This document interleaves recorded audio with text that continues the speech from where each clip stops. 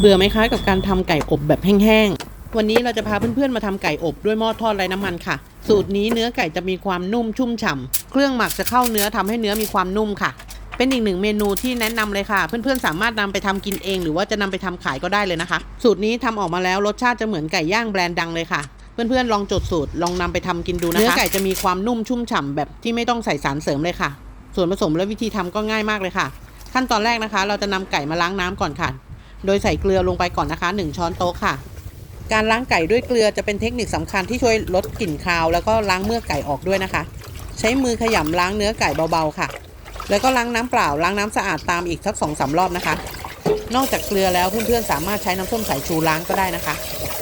น้ำส้มสายชูก็จะช่วยกำจัดแบคทีเรียแล้วก็ล้างเมือกคาวได้ดีกว่าน้ำเปล่าด้วยค่ะไก่สะอาดเรียบร้อยแล้วเราก็วางพักไว้ก่อนนะคะวางคว่ำทิ้งไว้ค่ะให้เสด็จน้ำทีนี้เรามาเตรียมเครื่องหมักไก่กันค่ะก็จะใช้กระเทียมนะคะสัก 4-5 หัวค่ะแล้วก็ตามด้วยรากผักชี 3-4 รากค่ะส่วนผสมทั้งหมดนี้ก็คือสำหรับไก่น้ำหนัก 1,000 กรัมนะคะ1กิโลค่ะแต่ไก่ที่เราได้มาวันนี้น้ำหนัก 1,200 กรัมนะคะเกินขึ้นมานิดหน่อยไม่เป็นไรค่ะเราตำรากผักชีกับกระเทียมให้ละเอียดนะคะ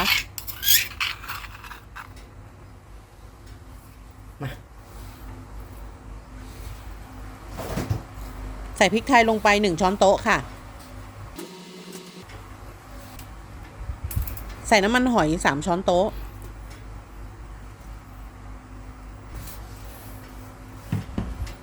และใส่ซอสปรุงรสฝาเขียวประมาณ1ช้อนโต๊ะครึ่งถึง2ช้อนค่ะ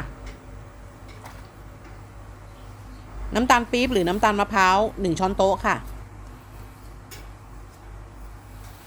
ใส่เกลือลงไป1ช้อนชาผงปรุงรสไก่1ช้อนโต๊ะและใส่น้ำมันพืชลงไปด้วยค่ะ1ช้อนโต๊ะนะคะนมสด2ช้อนโต๊ะแต่เรามีเป็นนมผงนะคะเราก็ใส่นมผงลงไป2ช้อนโต๊ะและที่สำคัญชูกลิ่นหอมขึ้นมาเลยค่ะก็คือลูกผักชีนะคะใส่ลงไปครึ่งช้อนชาค่ะทีนี้ก็คลุกส่วนผสมทุกอย่างให้ทั่วตัวไก่เลยค่ะถ้าเพื่อนๆไม่ได้ผ่าตัวไก่ก็คืออย่าลืมนำเครื่องปรุงส่วนผสมนี้ยัดเข้าไปในตัวไก่ด้วยนะคะเราจะนวดเนื้อไก่สักพักนะคะให้เนื้อไก่ดูดซึมเครื่องปรุงและน้ำซอสเข้าไปให้ทั่วจะทำให้เนื้อไก่นุ่มมากเลยค่ะสำหรับการหมักถ้าเพื่อนๆหมักข้ามคืนไว้ได้ยิ่งดีค่ะแต่เราจะหมักทิ้งไว้ประมาณ1ชั่วโมงนะคะเดี๋ยวเราค่อยนำอบในหม้อทอดค่ะควรจะเอา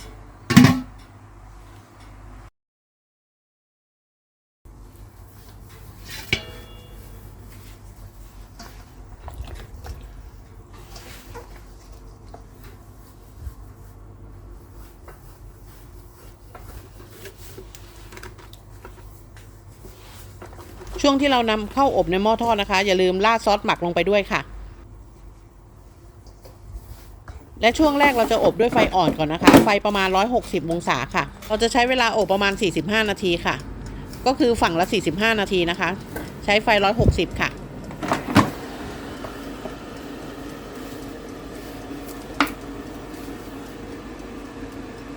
ช่วงระหว่างที่อบเราจะเปิดหม้อขึ้นมาราดน้ำมันหน่อยนะคะแล้วก็ทาน้ำมันให้ทั่วไก่ค่ะไก่จะได้มีความนุ่มชุ่มชื่นค่ะหนังไก่จะได้ไม่แห้งด้วยนะคะ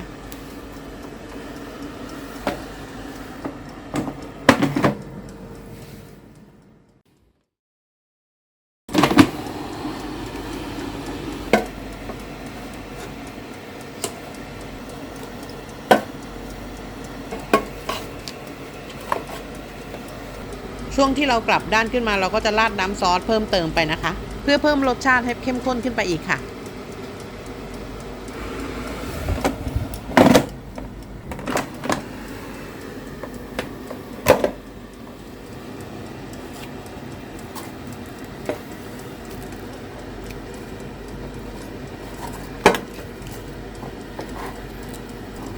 หลังจากที่สุกดีทั้ง2ด้านแล้วเราจะนำด้านหนังขึ้นด้านบนนะคะ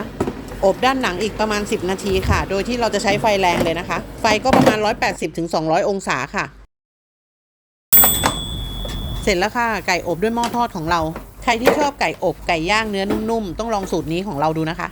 แค่มีหม้อทอดใบเดียวก็ได้ไก่อบเนื้อนุ่มหอมฟุ้งไปทั้งบ้านเลยค่ะใครที่ชอบเมนูทำง่ายๆแบบนี้เพื่อนๆอย่าลืมกดแชร์เก็บไว้วันไหนว่างๆก็ลองทำดูนะคะรับรองว่าต้องชอบไก่อบสูตรของเราแน่นอนค่ะไว้เจอกันใหม่คลิปหน้านะคะสวัสดีค่ะ